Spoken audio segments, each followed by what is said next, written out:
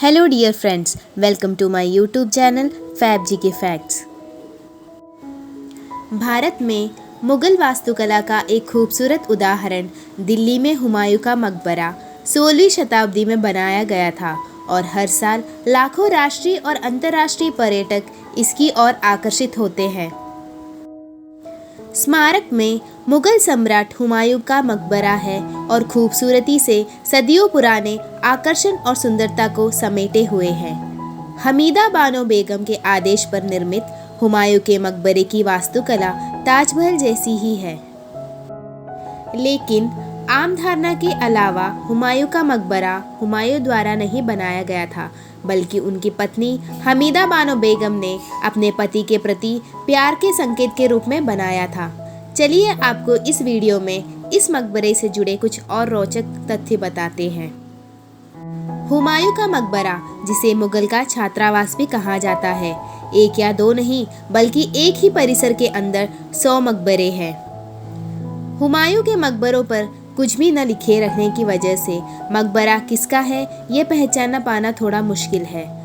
मुगल सम्राट हुमायूं की कब्र मकबरे के केंद्रीय मुद्रा घर के अंदर स्थित है और बगल के कमरों से ही घिरी हुई है, जिसमें उनकी 2 पत्नियां और बाद के मुगलों की कब्रें हैं। हुमायूं के मकबरे का बाहरी नज़ारा बेहद खूबसूरत है, क्योंकि यह भारत में निर्मित पहला बागों वाला मकबरा है।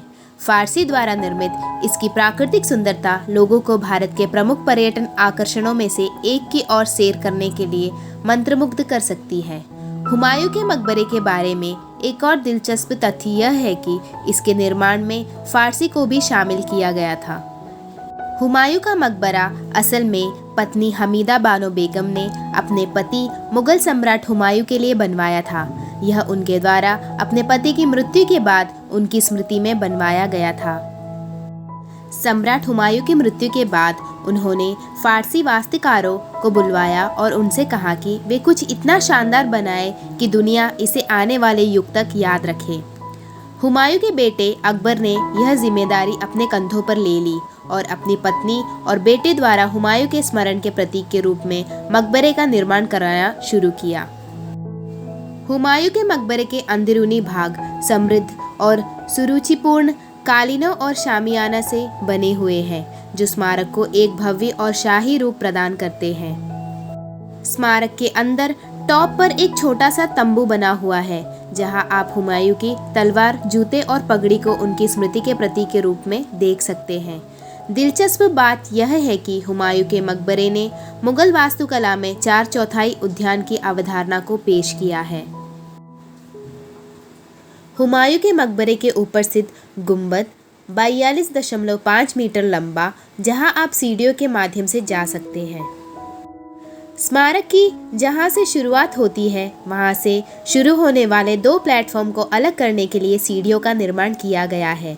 हुमायूं के मकबरे का डिज़ाइन और वास्तुकला आपको निश्चित रूप से बिल्कुल भी मिस नहीं करना चाहिए, क्योंकि इसके प्लेटफॉर्म एक दूसरे के ऊपर आपस में जुड़े हुए हैं, जो इसे देखने लायक बनाते हैं। हुमायूं का मकबरा लगभग 8 वर्षों में बनकर तैयार हुआ था और इसके निर्माण में लगभग 1.5 मिलियन रुपए खर्च किए गए थे। एक फारसी वास्तुकार मिराक मिर्जा घियात द्वारा डिजाइन किया गया मकबरा 8 पक्ष कक्षों की अवधारणा पर बनाया गया है, जो इस्लामी स्वर्ग विचारधारा का प्रतीक है। इसके निर्माण के तुरंत बाद इसने मुगल वास्तुकला के विस्तार में एक ऐतिहासिक स्मारक का दर्जा प्राप्त किया था। जैसा कि हुमायूं का मकबरा हमीदा बेगम द्वारा बनाया गया था, उनके पति की मृत्यु के बाद उनकी स्मृति है मुगल सम्राट शाहजहां को अपनी पत्नी मुमताज महल के निधन के बाद कुछ भव्य और स्मारक बनाने की प्रेरणा मिली। ताजमहल लगभग 1 सदी बाद बनाया गया था और हुमायूं के मकबरे से डिज़ाइन और वास्तुकला में बिल्कुल समान है। तो ये था भारत के खूबसूरत हुमायूं के मकबरे का इतिहास। अगर आपको मेरी वीडियो पसंद आए तो प्लीज़ लाइक, शेयर और सब्सक्राइब कीजिएगा। Thank you.